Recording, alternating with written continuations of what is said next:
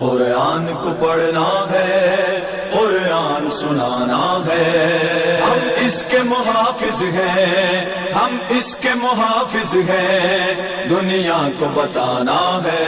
بسم اللہ الرحمن الرحیم، الحمد للہ رب العالمین، والصلاة والسلام علی سید الانبیاء والمرسلین وعلی اہل بیتہ الطیبین الطاہرین وصحبہ المنتجبین اور محمد و آل محمد صلوات۔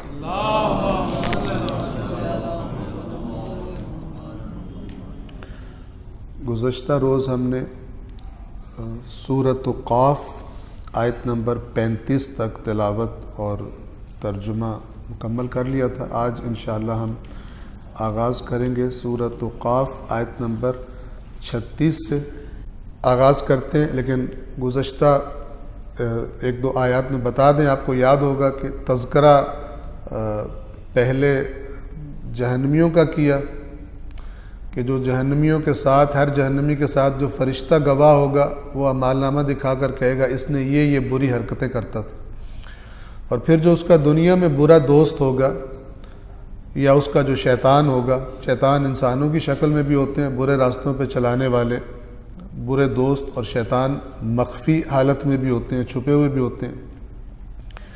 تو وہ شیطان اللہ کی بارگاہ میں عرض کرے گا میں نے تو اس کو نہیں گمراہ کیا تھا، یہ خود بہت غلط آدمی تھا، خود بڑا دور تک یہ چلا گیا تھا گمراہی میں، اللہ قبول نہیں فرمائے گا، کہے گا میں نے دنیا میں جو بتانا تھا تمہیں بتایا تھا، اس وقت تم نے نہیں سنی، تو اب کوئی واپسی کا راستہ نہیں ہے، اور نہ ہی میرے پاس کوئی بات بدلتی ہے، اور نہ ہی میں ظلم کرتا۔ اور اس کے بعد پھر جہنم سے کہا جائے گا کہ تو بھر گئی، تو وہ کہے گی کہ کیا اور بھی ہیں، یعنی میں تیار ہوں جہنمیوں کو، تیرے نافرمانوں کو اپنے اندر ڈالنے کے لیے۔ اس کے بعد پھر جنت کا تذکرہ کیا، اور وہ پھر یہاں تک پہنچی بات کہ جنتیوں سے کہا جائے گا سلامتی کے ساتھ تم لوگ اس جنت میں داخل ہو جاؤ، وہ ہمیشہ رہنے کا دن ہوگا، وہاں ان کے لیے جو کچھ وہ چاہیں گے موجود ہوگا، حاضر ہوگا، اور ہمارے پاس مزید بھی ہے۔ یہ آیت نمبر 35 تھی۔ آیت نمبر 36 سے ہم آگے بڑھتے ہیں انشاءاللہ۔ ہم نے ان سے پہلے کتنی ایسی قوموں کو ہلاک کیا جو ان سے قوت میں کہیں زیادہ تھی، پس وہ شہر بشہر پھرے، کیا کوئی فرار کرنے کی جگہ ہے؟ مکے والوں سے کہا جا رہا ہے کہ تم سے بہت زیادہ طاقتور لوگ، انہوں نے یہ حرکتیں کی ہمارے انبیاء کے ساتھ، تم تو بڑے کمزور ہو، وہ بہت طاقتور تھے، ہم نے ان کو ہلاک کیا۔ اور جب مراد یہ کہ جب ہمارا عذاب آتا تھا تو وہ پھر اپنے شہروں میں جہاں وہ رہا کرتے تھے دوڑنے کی پوری کوشش کرتے تھے کہ کہیں سے جگہ بنا کر اور اس عذاب کی زد سے بچ جائیں، لیکن پھر جب اللہ کا عذاب آتا ہے تو کوئی اس سے بچ نہیں سکتا۔ 37 یقیناً اس میں، یعنی یہ جو باتیں ہم نے ذکر کی ہیں، یقیناً اس میں ہر قلب رکھنے والے کے لیے عبرت ہے، جو کان لگا کر سنے اور حاضر رہے۔ یعنی یہ جو باتیں بیان ہوئی ہیں اس میں ذکرہ ہے، ذکرہ یعنی وہی نصیحت، یاد دہانی، عبرت ہے، لیکن اس کے لیے کہ جس کے پاس قلب ہے۔ قرآن کریم میں جو قلب استعمال ہوا ہے وہ اگر میں سادہ لفظوں میں کہوں تو انسان کا وہ مرکز جہاں عقل رہتی ہے، جہاں فیصلے ہوتے ہیں، جہاں ساری انفارمیشن اکٹھی ہوتی ہے، چاہے لمس کر کے کسی چیز کو، چاہے دیکھ کے، چاہے سن کے، چاہے چکھ کے، جو مرکز ہوتا ہے جہاں فیصلے ہوتے ہیں کیا کرنا ہے کیا نہیں کرنا، وہ قلب ہے۔ تو اب قلب تو اللہ نے سب کو دیا ہے، قلب سے مراد یہ جو خون پمپ کرتا ہے بدن میں وہ مراد نہیں یہاں پر، کیونکہ اللہ نے قرآن میں فرمایا ہے، مثلا گزر چکا، ہم پہلے اس سے گزر چکے ہیں کہ کچھ لوگ ایسے ہیں کہ لہم قلوب لا یفقہون بہا، ان کے پاس قلوب ہیں، قلب کی جمع قلوب ہیں، لیکن سمجھتے نہیں ہے بات۔ سمجھتا کس سے؟ انسان عقل سے سمجھتا ہے۔ تو اب یہ یہاں پہ کہہ رہے ہیں کہ جس کے پاس قلب ہو، تو اگر کوئی قلب تو سب کے پاس ہے، تو خداوند عالم جو قلب کو عقل کو استعمال نہیں کرتا ان باتوں میں جن میں خدا چاہتا ہے کہ وہ غور کرے اور نصیحت حاصل کرے، تو اللہ تعالیٰ فرماتا ہے گویا ہے ہی نہیں قلب اس کا۔ جیسے آنکھوں والوں کو اللہ نے کہا ہے کہ یہ اندھے ہیں، کانوں والوں کو کہا ہے یہ بہرے ہیں، اے رسول تو اندھوں کو دکھائے گا، اے رسول تو بہروں کو سنائے گا، اے رسول جو قبروں میں پڑے ہیں تو ان کو سنائے گا۔ حالانکہ مراد قبروں والے مردے نہیں ہیں، یعنی اپنی دنیا میں دفن ہو گئے، اپنی دنیا کی آرزوؤں میں، دنیا کمانے میں اس طرح غرق ہو گئے کہ نہ ان پر اللہ کی آیت کا اثر ہوتا ہے، نہ ان پر رسول اللہ کے فرمان کا اثر ہوتا ہے۔ تو یہ مراد ہے، جس کے پاس قلب ہے اس کے لیے یہ نصیحت ہے، یعنی جس کا قلب ہے اور ابھی زندہ ہے، اللہ کی بات پتھر نہیں بن گیا، مور نہیں لگ گئی کہ اس پر یہ بات اثر کرے گی، اس کے لیے نصیحت ہے۔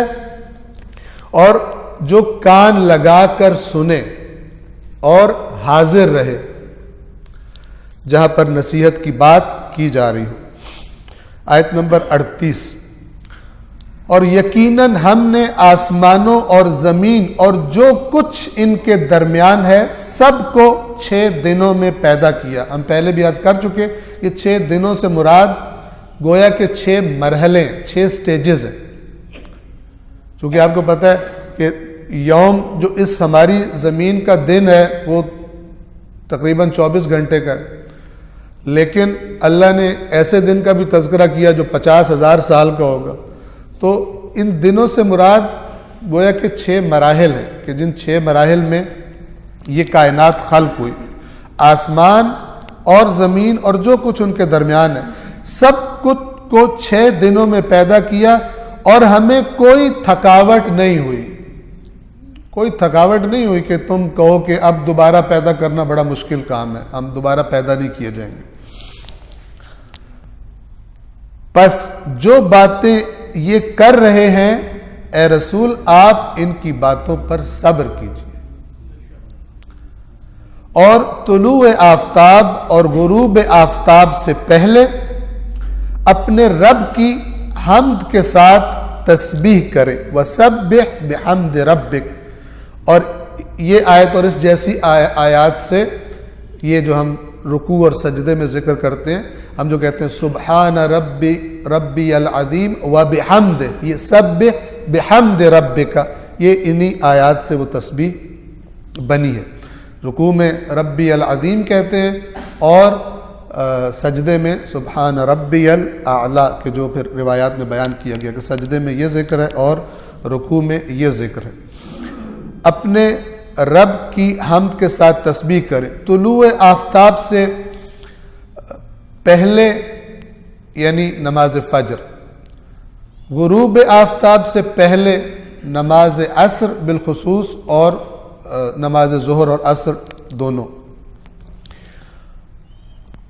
اور رات کے وقت بھی، اس سے مراد نماز عشاء ہے یا نماز مغرب ہے، اور سجدوں کے بعد بھی اس کی تسبیح کرے۔ اس سے مراد وہ تسبیح ہے کہ جو بالخصوص تعقیبات میں ہم نماز کے بعد پڑھتے ہیں۔ انہی آیات کے نتیجے میں کہا گیا کہ البتہ ظاہر ہے کہ وہ تسبیح جو بیان کیا گیا واجب نہیں ہے، اور صرف ایسا نہیں کہ وہ کر لی تو اور مثلا نہیں کی جا سکتی، یہ ایک اوور آل حکم ہے۔ یعنی آپ ان کی باتوں پر، یہ جو آپ کو تانے دے رہے ہیں، کوئی آپ کو جادوگر کہہ رہا ہے، کوئی آپ کو نعوذ باللہ کذاب کہہ رہا ہے، کوئی ساحر کاہن کہہ رہا ہے، کوئی مجنون کہہ رہا ہے، کوئی شاعر کہہ رہا ہے، آپ صبر کریں۔ فَاصْبِرْ عَلَىٰ مَا يَقُولُونَ، یہ جو کہہ رہے ہیں آپ صبر کریں، اور آپ اللہ کی طرف متوجہ رہیں، اور جو کام آپ کے ذمہ آپ نے وہ کرنا ہے۔ پھر فرمایا آیت نمبر 41 میں، اور غور سے سن، وَاسْتَمِعْ، ایک ہوتا ہے اسمع اور ایک ہوتا ہے استمع۔ آپ نے دیکھا ہوگا جب مردوں کو وہ تلقین پڑھتے ہیں تو کہتے ہیں اسمع، سن،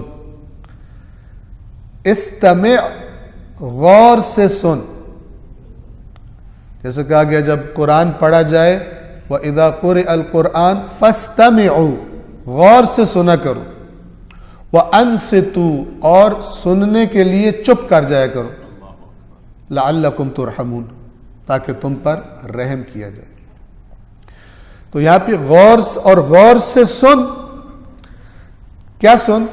جس دن منادی، ایک ندا دینے والا قریب سے پکارے گا، یعنی جب قیامت کے دن سور پھونکا جائے گا اور وہ آواز آئے گی تو ایسا نہیں ہے کہ کہیں دور سے آئے گی، ہر ایک کو ایسا لگے گا جیسے مثلا میرے بالکل قریب سے یہ آواز آئی ہے۔ اور یہ فرمایا کہ سن، اور ظاہر بات ہے کہ جس وقت یہ آیت نازل ہوئی اس وقت تو آواز نہیں آنی، لیکن گویا کہ اتنی یقینی ہے کہ آج تصور کر کے وہ آواز آ گئی۔ یہ قرآن کہنا یہ چاہتا ہے کہ ابھی تصور کرو کہ اپنے اپنے کاموں میں لگے، وہ اچانک قیامت کا اعلان ہو گیا۔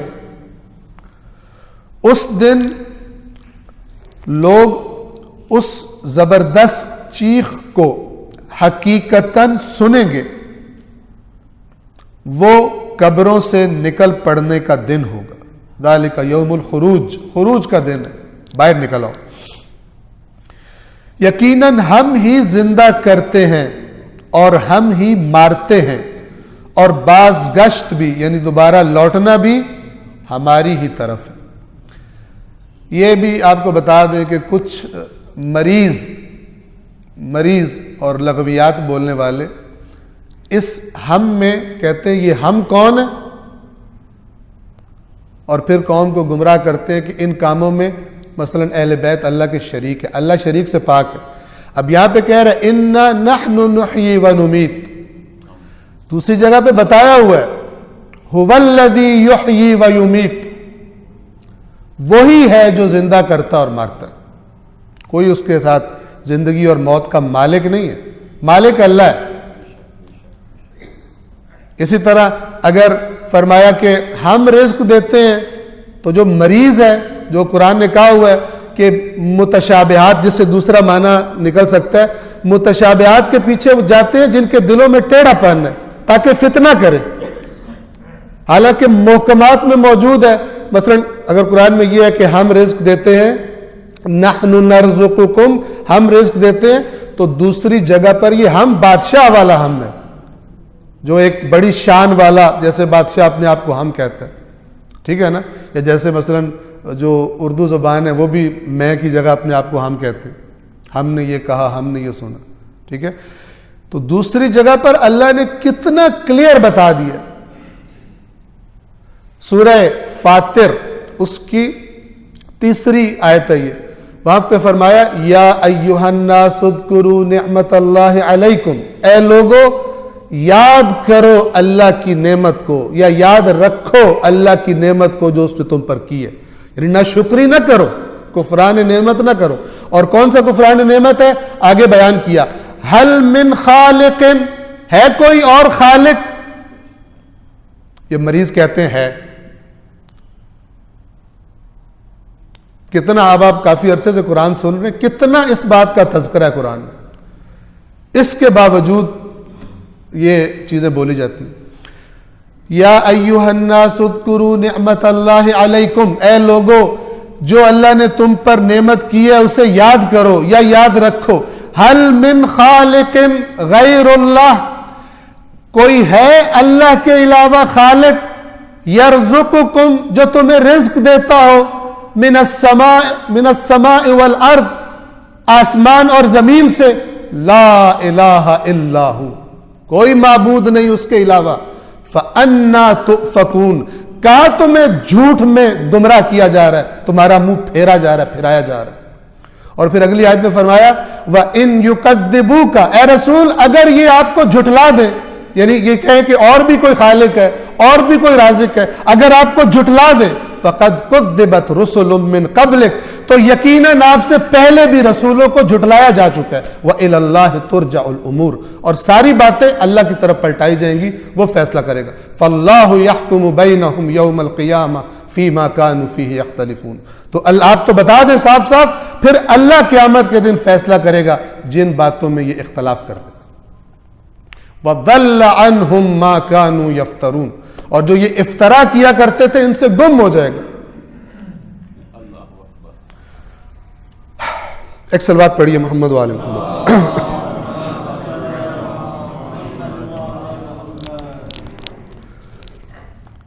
یقیناً ہم ہی زندہ کرتے ہیں اور ہم ہی مارتے ہیں، اور باز گشت بھی یعنی دوبارہ لوٹنا بھی ہماری ہی طرف ہے۔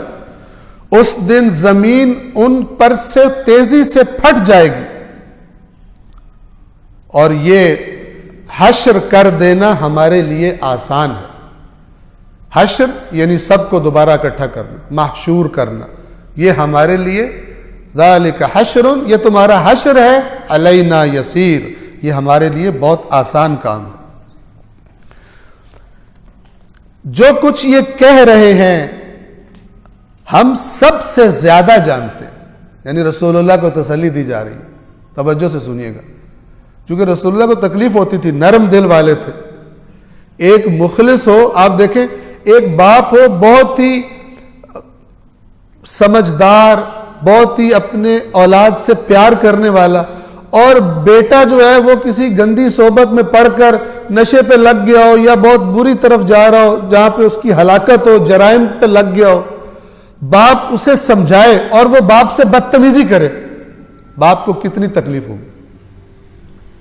خدا سے وہ دعائیں کرتا ہو کہ یا اللہ میرے بیٹے کو بچا لے، میری اولاد کو بچا لے، اور وہ پیار سے بیٹے کو سمجھائے، بیٹا آگے سے بدتمیزی کرے گا، ابا تو پاگل ہو گیا، مجھے مت تنگ کر، میں نے تیری بات نہیں سننی، تو باپ کو کتنی تکلیف ہوگی۔ تو لہذا یہ اللہ نے بار بار رسول اللہ کو تسلی دی ہوئی ہے، اور کیا فرمایا؟ نحن اعلم بما یقولون، ہمیں سب سے زیادہ پتہ ہے جو یہ باتیں کر رہے ہیں۔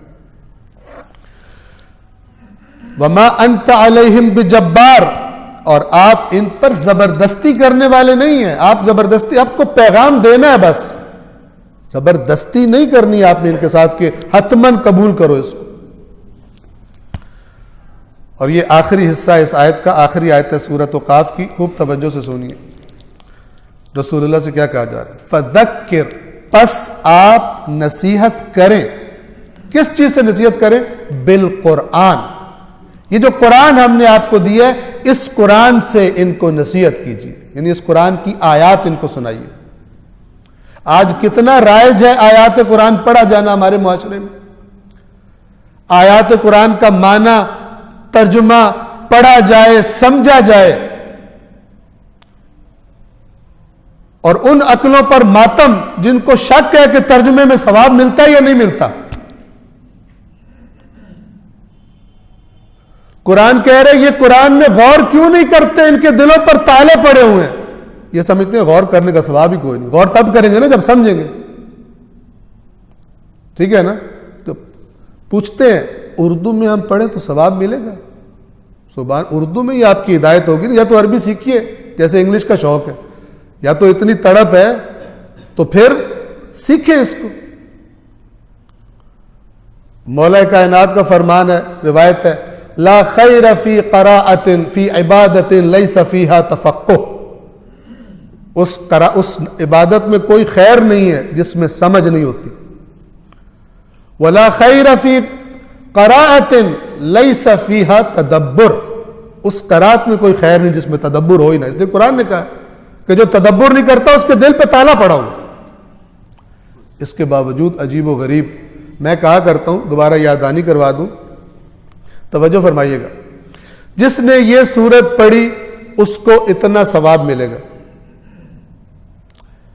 میں آپ کو ایک کتاب دوں، قرآن کی بات کو ذرا سائڈ پہ کر دیجئے، میں آپ کو ایک کتاب دوں جو چائنیز زبان میں لکھی ہوئی ہو، اور میں کہوں آپ اس کو پڑھیں تو آپ کو بہت فائدہ ہوگا، اس کا کیا مطلب ہے؟ اس کا مطلب ہے نہ سمجھو۔ جنہوں نے یہ احادیث فرمائی تھی وہ عرب تھے، جو سنتے تھے سامنے بیٹھ کے وہ بھی عرب تھے، نہ سمجھنے والا تو پتہ نہیں کس نے شوشہ چھوڑا ہے، کس نے چھرا مارا ہے پشت میں مسلمانوں کی، جس نے کہا بغیر سمجھے لگے رہو، چھینا ہے قرآن کو تاکہ قرآن کے خلاف جو باتیں کی جاتی ہیں پبلک کو پتہ ہی نہ چلے، جو مرضی ان کو کھلا دو۔ وہ جو فرما رہے تھے کہ جو اس کو پڑھے گا یہ ہوگا، تو وہ اس لیے فرما رہے تھے کہ پڑھے گا تو پھر اس پہ عمل بھی کرے گا، یہ اللہ کی ہدایت ہے۔ یہ قرآن کیا کہہ رہا ہے؟ فذکر بالقرآن، اے رسول قرآن سے نصیحت کیجئے، کس کو؟ من یخاف وعید، جس کو اس قرآن میں جو اللہ نے دھمکیاں دی ہیں نافرمانوں کو، جو ڈرتا ہے اس سے، اس کو قرآن پیش کیجئے۔ جو ڈرتا ہی نہیں ہے وہ نہیں سنے گا، جو ڈرتا ہی نہیں ہے، جس کو جو ایمان ہی نہیں ہے، ایمان والا ہی ڈرتا ہے، ایمان والے ہی روتے ہیں، آیات کو پڑھ کر تنہائی میں اللہ کی بارگاہ میں روتے ہیں کہ خدایا ہمیں اس کا شکار نہ کرنا۔ رسول اللہ پر کتنی مصیبتیں ان کفار اور مشرکوں نے اور پھر منافقوں نے، روتے ہیں، آنکھوں میں آنسو آتے ہیں، ان کے پتھر نہیں ہوتے کہ ان کو آنسو ہی نہ آئے۔ فرمایا یہ جو کچھ کہہ رہے ہیں ہم اسے سب سے زیادہ جانتے ہیں اور آپ ان پر زبردستی کرنے والے نہیں ہیں، بس آپ اس قرآن کے ذریعے اس شخص کو نصیحت کریں جو ہمارے عذاب کا خوف رکھتا ہے۔ ہمارا تو خوف ہی نکال دیا گیا، تمہاری تو جنت پکی ہے، تمہارے تو کچھ ہو ہی نہیں سکتا، تمہیں تو جنت میں دوزخ میں لے کے جا رہے ہوگے، آگے سے کہا جائے خبردار یہ ہماری پارٹی کا بندہ ہے، اس کو لے جاؤ جنت میں، جیسے اللہ سے بغیر پوچھے فرشتے دوزخ میں لے کے جا رہے ہوں۔ اللہ کے ڈیسیجن کے بغیر فرشتے، جو کہ خلاف قرآن ہے، اللہ کے حکم کے بغیر کچھ بھی نہیں کرتے، لا یسبقونہ بالقول، بات بھی پہلے نہیں کرتے اللہ سے۔ عجیب و غریب داستانیں درست کر لی ہیں، اور قبول وہی کرتا ہے، میں بار بار کہتا ہوں کہ جس نے یہاں سے نہیں لیا اور اس کی سزا ہے، جس نے قرآن کو نہیں لفٹ کرائی اس کی سزا ہے کہ وہ اسی قسم کی باتوں اور افسانوں میں الجھا رہے۔ صلوات پڑھیے محمد وآل محمد۔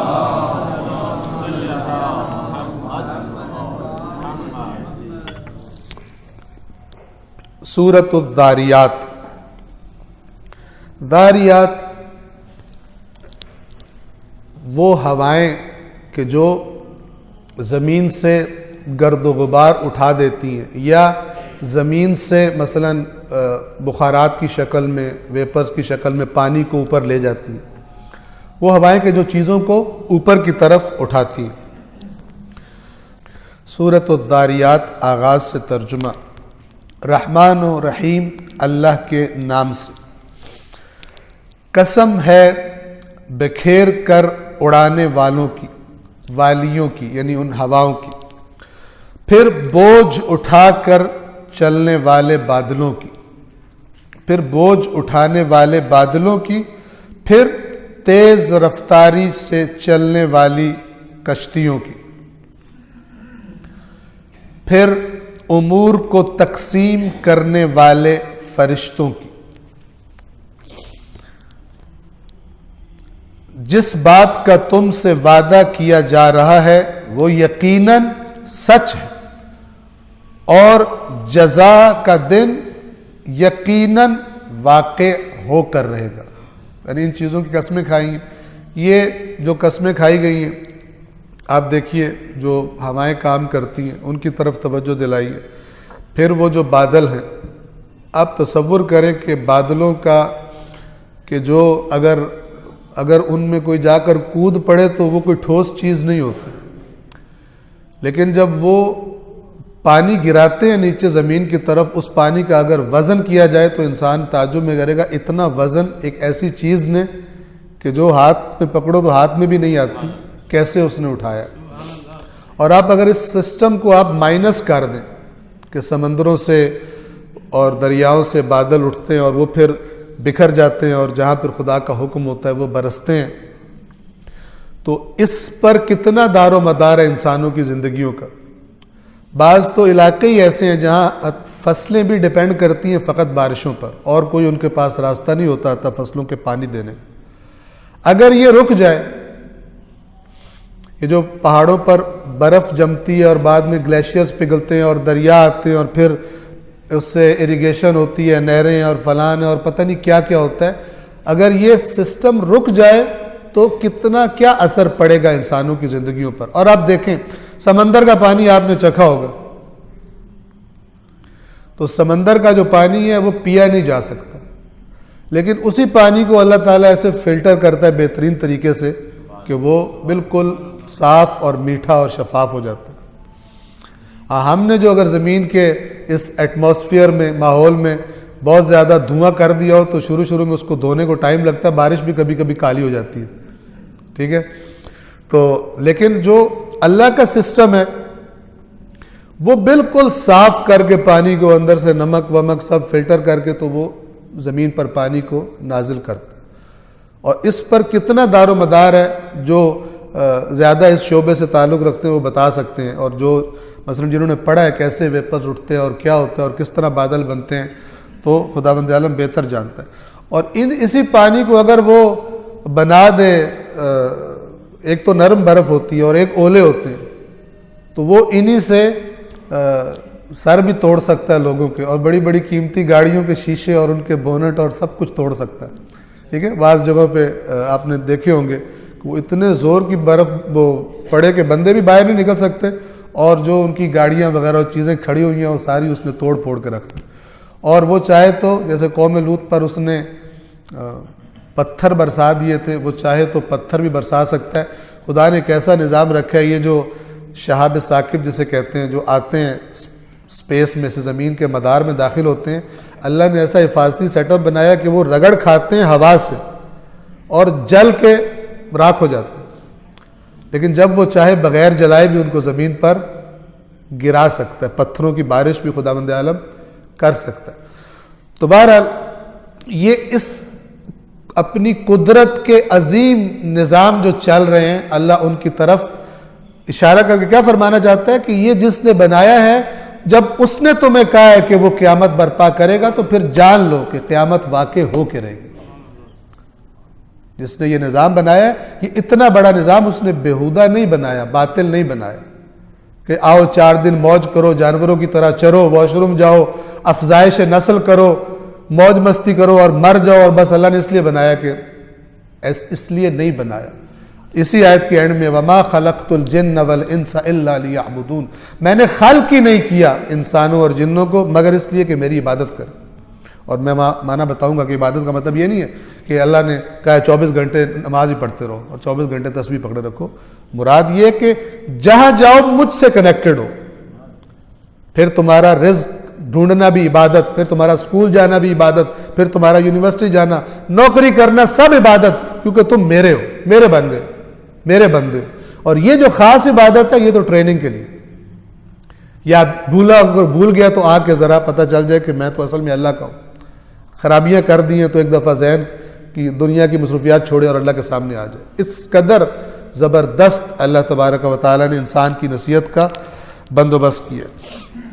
تو قسم ہے بکھیر کر اڑانے والی ہواؤں کی، پھر بوجھ اٹھانے والے بادلوں کی، پھر سبک رفتاری سے چلنے والی کشتیوں کی. اسی کشتیوں میں آپ کشتیوں کو آپ دیکھیں کس طرح انسان کے فائدے کی بات ہے ان میں. اور پھر امور کو تقسیم کرنے والے فرشتوں کی. فرشتوں کو اللہ نے امور سونپے اور وہ پوری ایمانداری سے بغیر کسی اپنے اختیار کے. یہ جو ہے نا فرشتے، اللہ نے کہا کہ یہ فرشتے یہ کرتے ہیں، فرشتے روح قبض کرتے ہیں، یہ فرشتے اپنے اختیار سے نہیں کرتے. خدا کہتا ہے کرو، یہ کہتا ہے کرو بھی، ہم مجبور ہیں، اور ہمیں سمجھانے کے لیے اللہ نے بھی کہا کن فیکون.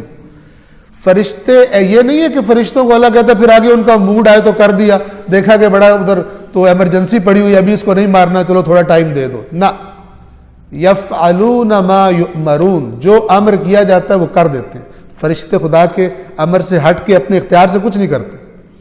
ٹھیک ہے، اختیار صرف اللہ کا ہے، مالک صرف اللہ ہے، امر کرنے والا صرف اللہ تبارک و تعالی ذات، اللہ تبارک و تعالی کی ذات ہے.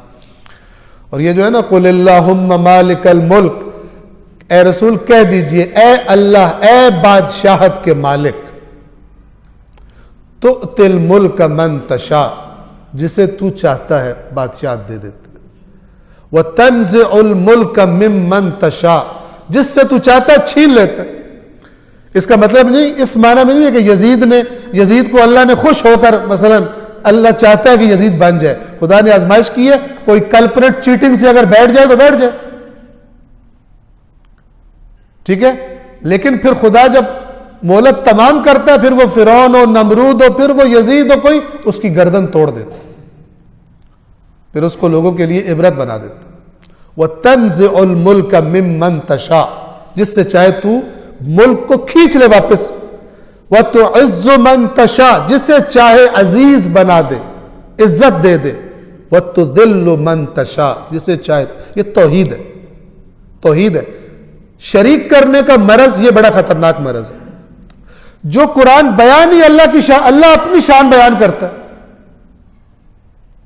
آپ نہج البلاغہ پڑھیں, نہج البلاغہ پڑھیں, مولا کائنات کس طرح خدا کی حمد و ثنا کرتے ہیں, کس طرح بیان کرتے ہیں. پہلے خطبے میں اللہ نے یوں خلق کیا, اللہ نے یوں کیا, اور یہ بےہودہ لوگ آگے کہتے ہیں مولا نے کیا.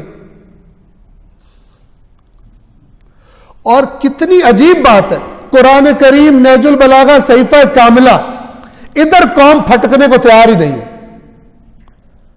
اور ان دین فروشوں کی لغویات سننے کے لیے تیار ہے. آپ دیکھیں نا, امام سجاد کو میں رو رہا ہوں, بہت مظلوم ہے, اور ایک کتاب ہے, پڑھ اس کو بھی. رو رہے تو جو امام سجاد تمہیں ہدیہ دے کر گئے ہیں, صحیفہ سجادیہ, کہ جو اعلیٰ ترین کتاب توحید ہے. بندہ کس طرح اللہ سے کلام کرے, کس طرح مانگے, ادھر پھٹکتے ہی نہیں. حتیٰ کہ صحیفہ کاملہ اتنا مظلوم ہے, اہل بیت مظلوم, یہ کتاب بھی مظلوم, کہ اس کی دعائیں پڑھنے کا رواج ہی نہیں ہے.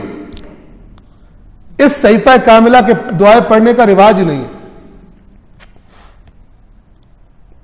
آپ توجہ کریں, میں آپ کو بتایا تھا شاید, یہ جو مولانا اسحاق صاحب تھے فیصل آباد والے, خدا ان پہ رحمت کرے, یہ آخری جو ان کا حج تھا جس کے بعد واپس آ کے فوت ہو گئے تھے, وہاں میں ان سے ملنے گیا تو مجھے کہتے ہیں یہ دیکھو حیدر بھائی, میرے پاس شیعوں کی کتاب ہے دعاؤں والی, میں یہ دعائیں پڑھتا ہوں. اپنے قافلے والوں کے سامنے کہہ رہے تھے اہل سنت. شیعوں نے پڑھی کوئی نہ ہو,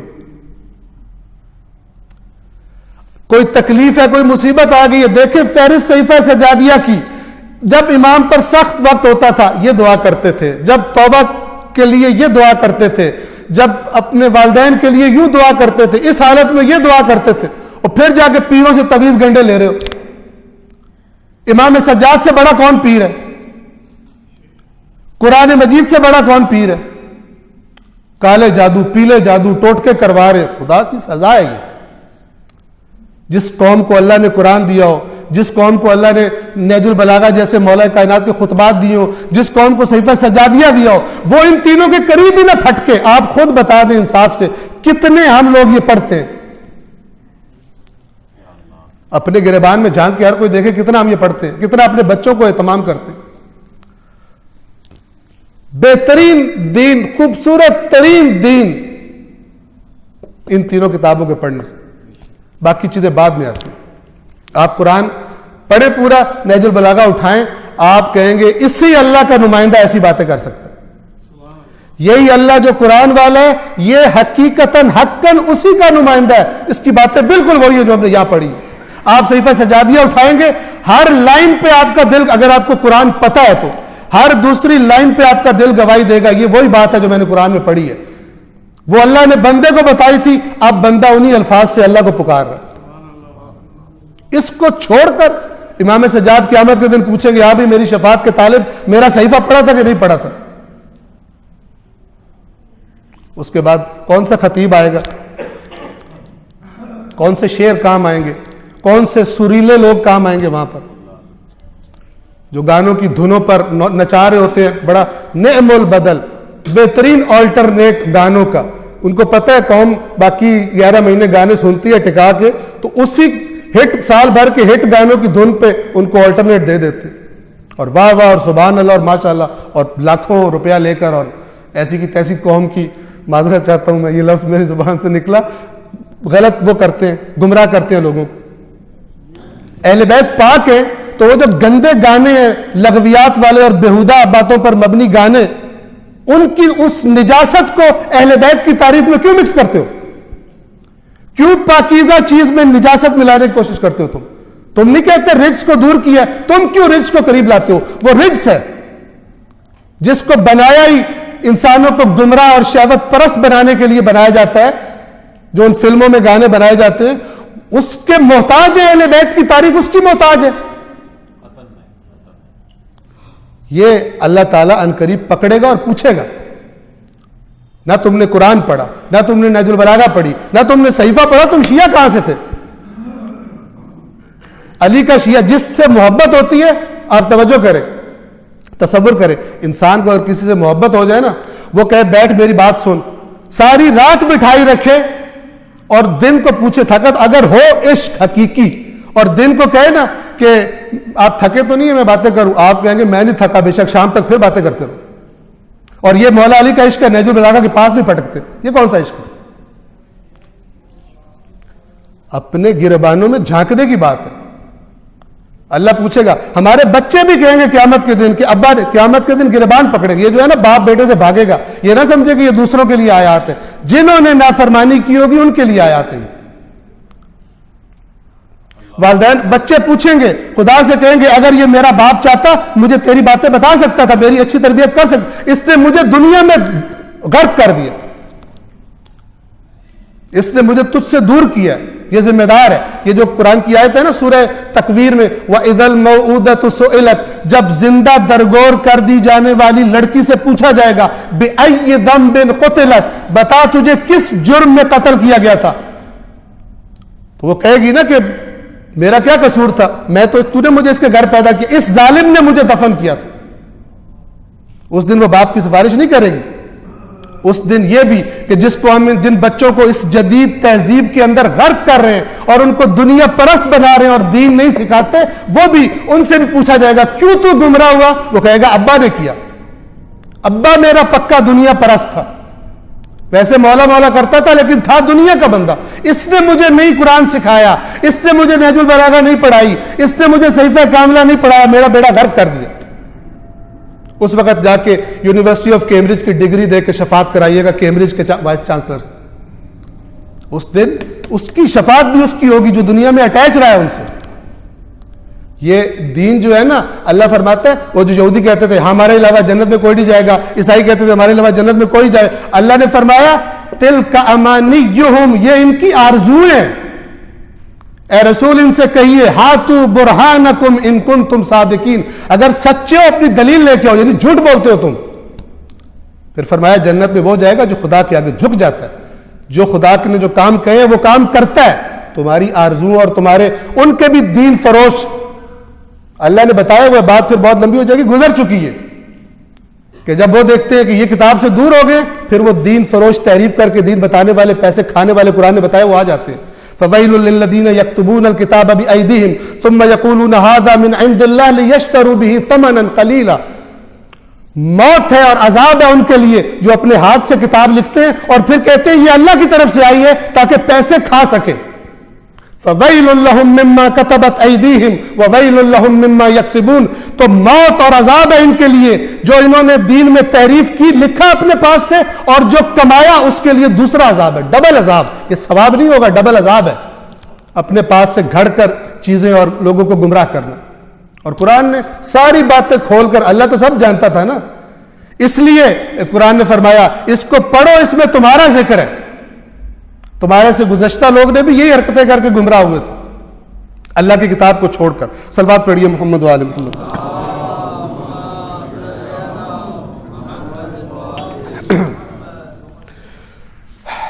جس بات کا تم سے وعدہ کیا جا رہا ہے وہ یقیناً سچ ہے، اور یقیناً جزا کا دن واقع ہو کر رہے گا. قسم ہے راستوں والے آسمان کی، تم لوگ تو یقیناً اختلاف کی باتوں میں پڑے ہوئے ہو. اس قرآن سے وہی پھیرا جاتا ہے جسے پھرا دیا جائے. ٹھیک ہے، یعنی جس پر دوسروں کا چکر چل جائے، اور اس قرآن سے، قرآن نے حق بتایا، یؤفکو، یہ افک جھوٹ ہوتا ہے، اور یؤفکو جسے جھوٹ کے ذریعے جس کا منہ اور طرف لگا دیا جائے، جس کو پھرا دیا گیا اس سے اس کو پھرا دیا گیا. اور قتل الخراسون، جھوٹ بولنے والے مارے جائیں گے. خراس کسے کہتے ہیں؟ خرس کہتے ہیں اندازہ لگا کے بات کرنا، یقینی بات نہیں، اندازوں پہ ہوائی فائرنگ وہ کرنا. اور چونکہ عام طور پر گمان والی بات جھوٹی ہوتی ہے، اس لیے پھر عربی میں خرس جھوٹ کو بھی کہا جاتا ہے، اور خراس کہتے ہیں جو دبا کے جھوٹ بولتا ہو.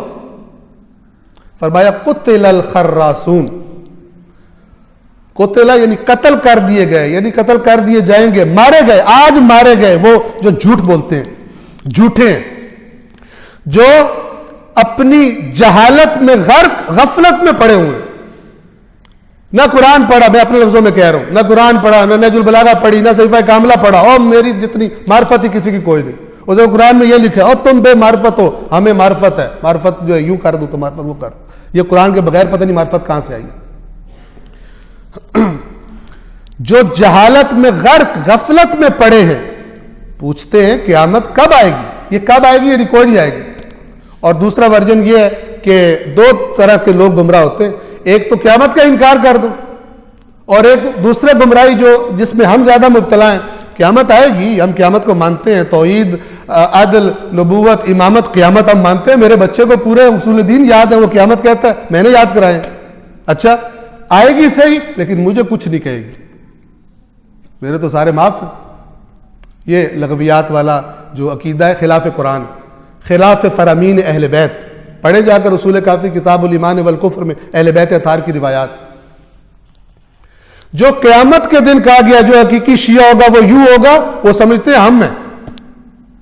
اور میں نے کہا تھا قرآن کہتا ہے دنیا میں مومن کی نشانی ہے وہ ڈرتا ہے قیامت کے عذاب سے. جو یہاں ڈرتا ہے وہ وہاں خوش ہوگا. جو یہاں سمجھتا ہے مجھے کچھ نہیں ہونا، اس کو پتہ چل جائے گا کس طرح اللہ تعالیٰ نے پکڑ کرنی. اور اہل بیت اطہار نے، قرآن نے بھی حد کر دی ہے بتانے میں، اور اہل بیت اطہار نے بھی تفصیلات اور باتیں مختلف طریقوں سے بتانے میں حد کر دی، لیکن وہ ہمارے سلیبس میں شامل نہیں ہے.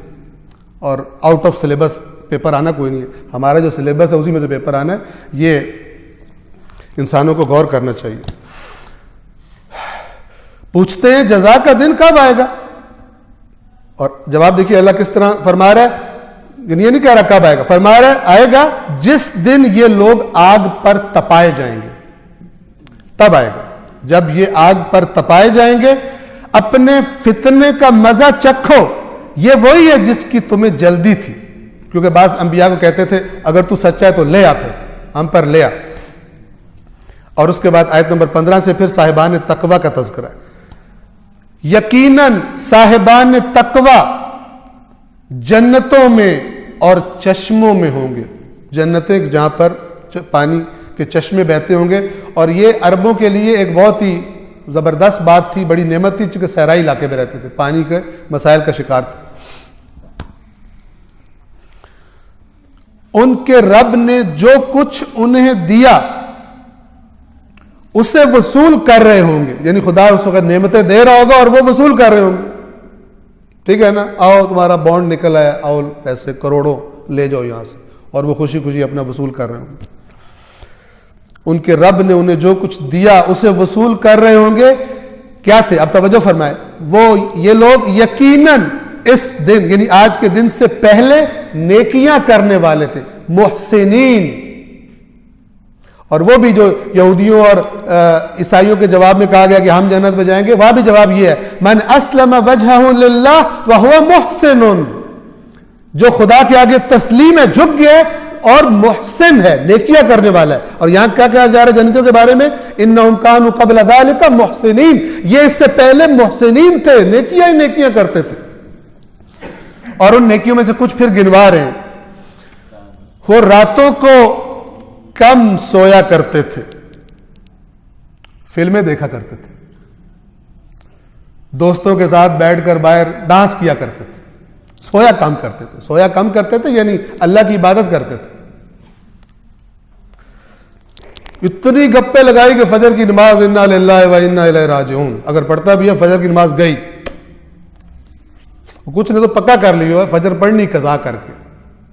اللہ نے قضا اس لیے نہیں رکھی جان بوجھ کے چھوڑو کہ اگر ہو جائے تو ایک اس کا وہ تو جو گئی وہ گئی.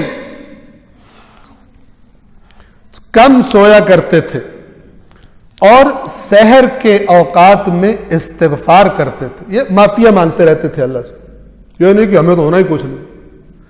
سمجھتے تھے ہم گناہگار ہیں، معافیاں مانگتے تھے، کانو مانگا کرتے تھے، دائمن اللہ سے معافیاں مانگتے رہتے تھے. اور ان کے اموال میں، ان کے پیسوں میں، ان کے اموال میں مانگنے والے اور محروموں کا حق ہوتا تھا. یعنی کہتے تھے میرا، میری مرضی. جن کو خدا دیتا تھا ان کو، ان کے اندر یہ بات بیٹھی ہوئی تھی کہ اس میں ان محروموں کا بھی حق ہے. ہیں ہم ایسے کہ کسی محروم کو دیکھ کے لگے کہ یار اس کا حق میں کھا رہا ہوں؟ بڑا مشکل ہے. قرآن کیا کہہ رہا ہے؟ حق تھا، ان کے اموال میں حق ہوا کرتا تھا مانگنے والے اور محروم کا. محروم کون؟ جو مانگتا نہیں ہے اپنی عزت نفس کی وجہ سے. اور قرآن نے کہا ہے جاہل سمجھتا ہے کہ اسے ضرورت نہیں ہے. کتنا خوبصورت ہے قرآن. یعنی ڈھونڈو ان کو جو نہیں مانگتے لیکن ہے محروم اور پہنچاؤ ان کو. انما المؤمنون اخوہ، مومن بھائی بھائی آپس میں. یہ دین ہے. کیسا معاشرہ بنتا ہے ایسے دین سے؟ خوبصورت اور امن، ایک دوسرے کے درد بانٹنے والا. اور ہمارا کیا ہے؟ دوسرے کو چھرا مار کے پیٹ پھاڑ دو، اپنا تمہارا اکاؤنٹ پورا ہونا چاہیے. اور ان کے اموال میں سائل، سوال کرنے والا، اور محروم کے لیے حق ہوتا تھا. اور زمین میں اہل یقین کے لیے نشانیاں ہیں. اور خود تمہاری ذات میں، یعنی زمین کو دیکھو تو نشانیاں ہیں اللہ کی. خود اپنی ذات میں غور کرو. ابھی جو میں آپ کے سامنے بیٹھ کے بول رہا ہوں، پتہ نہیں اربوں کھربوں سیلز کیسے کام کر رہے ہیں ایک سنکرونائز ہو کر. میرے گلے کے اندر اللہ نے کتنے بے شمار تار لگائے ہیں جو وائبریٹ کرتے ہیں، اور پھر یہ ہوا کو وائبریشن کرواتے ہیں، اور پھر وہ ہوا امانت کے ساتھ آپ کے پردوں پہ جا کے کانوں کے دستک دیتی ہے، اور وہ آپ کے دماغ کو سگنل بھیجتا ہے اور آپ کو کچھ سنائی دیتا ہے. اور تمہارے اپنے اندر نشانیاں ہیں. تمہارے اپنے اندر نشانیاں ہیں. تو کیا تم دیکھتے نہیں ہو؟ اور یہاں دیکھنے سے مراد کیا تم سمجھتے نہیں؟ افلا تبصرون، دیکھتے نہیں ہو؟ اور آسمان میں تمہاری روزی ہے، اور وہ بھی جس کا تم سے وعدہ کیا جاتا ہے. اس سے مراد آسمان سے اترنے والا پانی بھی ہو سکتا ہے کہ جو اوپر سے آتا ہے اور پھر وہ خود اللہ نے قرآن میں بارش کو بھی آسمان کہا ہے. سورۃ نوح میں حضرت نوح کہتے ہیں میں نے بڑی ان کی منتیں کی ہیں، بڑی تبلیغ کی، دن میں کی، رات میں کی، چھپ کے کی، اعلانیہ کی. ٹھیک ہے، یہ اپنے کانوں میں انگلیاں ڈال لیتے تھے، مجھے کہتے تھے ہماری جان چھوڑ. وہاں پہ میں نے حضرت نوح فرماتے ہیں میں نے ان سے کہا فَقُلْتُ اسْتَغْفِرُوا رَبَّكُمْ، میں نے ان سے کہا ہے کہ اپنے رب سے استغفار کرو، إِنَّهُ كَانَ غَفَّارًا، وہ بہت زیادہ مغفرت کرنے والا ہے. پھر وہ کیا کرے گا اگر تم کرو گے؟ يُرْسِلِ السَّمَاءَ، وہ آسمان کو، اگر ترجمہ یہ کیا جائے آسمان کو تمہاری طرف بھیجے گا. یعنی کیا؟ پانی برسائے گا. مِدْرَارًا، مسلادھار، مسلسل پانی برسائے گا. وَيُمْدِدْكُمْ بِأَمْوَالٍ وَبَنِينَ وَيَجْعَلْ لَكُمْ جَنَّاتٍ وَيَجْعَلْ لَكُمْ أَنْهَارًا، تمہیں بیٹے بھی دے گا، تمہیں باغات بھی دے گا، تمہارے لیے نہریں بھی جاری کر دے گا. استغفار کرو اپنے گناہوں سے، گناہوں کی وجہ سے اللہ تعالیٰ تمہیں نعمتیں دے گا. تو آسمان سے مراد ایک کیا ہے؟ بارش. اور ایک آسمان میں رزق ہے، جنت مراد ہو سکتی ہے. اور وَمَا تُوعَدُونَ، اور جس کا تم سے وعدہ کیا جاتا ہے. مراد یہ ہے کہ جو اوپر جنتوں میں رزق ہے، یا یہ بھی ہو سکتا ہے کہ رزق بھی ہے اور آسمانوں میں پھر عذاب بھی ہے. پس آسمان اور زمین کے رب کی قسم، یقیناً وہ اسی طرح برحق ہے جس طرح تم باتیں کرتے ہو. اب میں بول رہا ہوں نا، آپ سن رہے ہیں. اللہ فرما رہا ہے جس طرح یہ حق ہے نا تمہیں پتہ ہے، اسی طرح جو میں کہہ رہا ہوں وہ بھی حق ہے. یہ قیامت کا دن بھی آئے گا، اور یہ جو میں نے باتیں بتائی ہیں یہ تم دیکھو گے اسی طرح جیسے اب میں آپ کو دیکھ رہا ہوں اور آپ مجھے دیکھ رہے ہیں. اور خدا کرے کہ اس وقت حالت بری نہ ہو.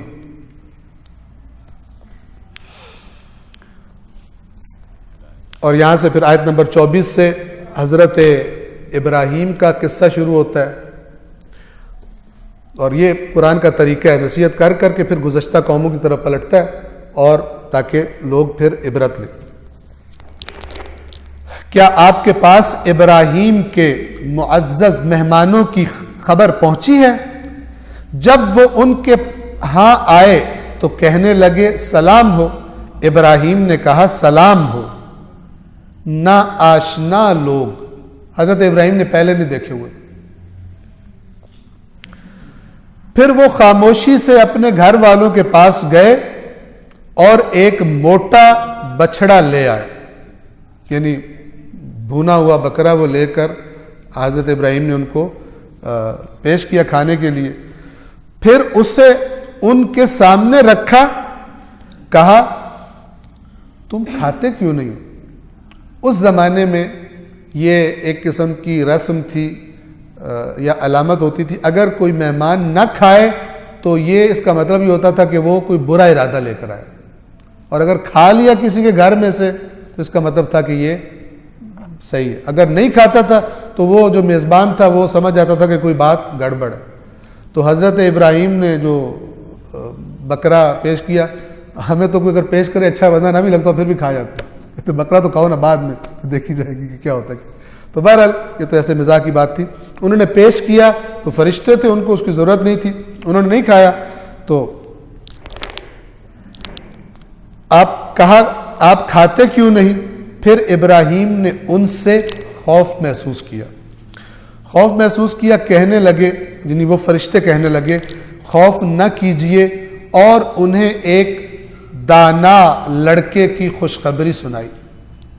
فرشتوں نے کہا, فرشتے آئے تو تھے, یعنی یہ دو کام تھے. اصل میں قوم لوط کے عذاب کے لیے آئے تھے, اور اس سے پہلے حضرت ابراہیم کے پاس آئے اور حضرت ابراہیم کو پھر خوشخبری سنائی. یہاں پر حضرت اسحاق کی, پہلے حضرت اسماعیل تھے, یہ ہاجرہ کے حضرت ہاجرہ کے پاس حضرت سارہ کو پھر دوبارہ حضرت اسحاق کی خوشخبری سنائی تھی. کیونکہ حضرت ہاجرہ جو تھی وہ تو جوان تھی, یہ بوڑھی تھی. جو سارہ تھی جو حضرت ابراہیم کی بیوی تھی, یہ پہلی بیوی, یہ بوڑھی تھی.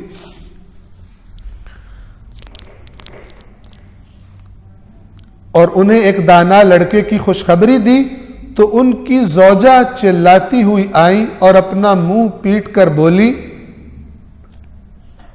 میں تو ایک بڑھیا اور بانجھ ہوں. یعنی یہ کیسے ہو سکتا ہے کہ مجھے بچہ ہوگا؟ ظاہر بات ہے بہت زیادہ عمر ہو چکی تھی, اور اس زمانے میں جو ایک ظاہری نظام ہے اس کے مطابق اولاد نہیں ہو سکتی. انہوں نے کہا, یعنی فرشتوں نے کہا, تمہارے پروردگار نے اسی طرح فرمایا ہے, وہ یقیناً حکمت والا خوب جاننے والا ہے. یہ خوشخبری سے جب یہ بات ہو گئی, اب پھر حضرت ابراہیم نے پوچھا, بھی آپ ایکچولی آئے کس لیے ہو؟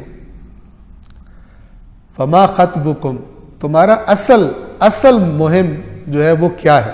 ابراہیم نے کہا, اے اللہ کے بھیجے ہوئے فرشتوں, آپ کی اصل مہم کیا ہے؟ انہوں نے کہا, ہم ایک مجرم قوم کی طرف بھیجے گئے ہیں تاکہ ہم ان پر مٹی کے کنکر برسائیں جو حد سے تجاوز کرنے والوں کے لیے آپ کے رب کی طرف سے نشان زدہ ہے. یعنی کس پتھر نے کس کو مارنا ہے اللہ نے معین کر دیا, گائیڈڈ ہے. یعنی اللہ نے لکھ دیا کہ تو اس کو لگے گا اور اس کو مارے گا, مسومتن, جن پہ علامت لگی ہوتی ہے. ٹھیک ہے نا, کہ یہ جب جائے گا تو اس نے کس کو لگنا ہے. آپ کے رب کی طرف سے حد سے تجاوز کرنے والوں کے لیے نشان زدہ ہے. پس وہاں موجود مومنین کو ہم نے نکال لیا. حضرت ابراہیم چونکہ بہت نرم, اللہ کے نبی نرم دل ہوتے ہیں, انہوں نے اب ان کو ہوا کہ سارے مارے جائیں گے. ٹھیک ہے نا, تو انہوں نے کہا کہ اگر اتنے لوگ ہوں تو آپ چھوڑ دو گے؟ فرشتوں نے کہا کہ چھوڑ دیں گے. تو حضرت ابراہیم نے پھر کہا کہ وہ تو برے لوگ زیادہ ہیں, پھر کم کر دی تعداد, اتنے ہو تو چھوڑ دو گے؟ انہوں نے کہا اتنے ہو تب بھی چھوڑ دیں گے. حضرت ابراہیم نے پھر ان کو پتہ تھا کہ اتنے بھی خراب ہیں, پھر کہا کم کرتے آئے. تو آخر میں انہوں نے فرمایا, فرشتوں نے اتنے ہی افراد بتائے جتنے حضرت, اگر میں غلطی نہیں کر رہا اس میں, چونکہ یہ یوں اس طرح قرآن میں نہیں ہے. تو بہرحال جو قرآن بتا رہا ہے وہ یہ کہ جو مومن تھے ہم نے نکال لیا, جتنے بھی مومن تھے ان کو نکال لیا, اور باقیوں کو اللہ نے پھر اسی طرح اس عذاب سے غرق کر دیا. پس وہاں موجود مومنین کو ہم نے نکال لیا, اور وہاں ہم نے ایک گھر کے علاوہ مسلمانوں کا گھر ہی کوئی نہیں پایا. یعنی سارے کے سب جو تھے وہ اسی گندی عادت میں مبتلا ہوئے تھے اور یا ان کے حامی تھے. اور مسلم وہ ہوتا ہے قرآنی مسلم. پیدائشی مسلم اور قرآنی مسلم میں کافی فرق ہے. پیدائشی مسلم تو وہ بھی ہیں کہ جو آدھا ملک کھا چکے ہیں, اور پیدائشی مسلم وہ بھی ہیں جو 5000 میں بندہ مار دیتے ہیں, اور پیدائشی مسلم پھر یہاں آپ گنوانے پہ آئیں تو پھر پتہ نہیں کیا کیا سامنے آ جائے گا. ٹھیک ہے, وہ نہیں, جو قرآنی مسلم. کہا ہم نے اس گھر کے علاوہ مسلمان دیکھا ہی نہیں وہاں پر.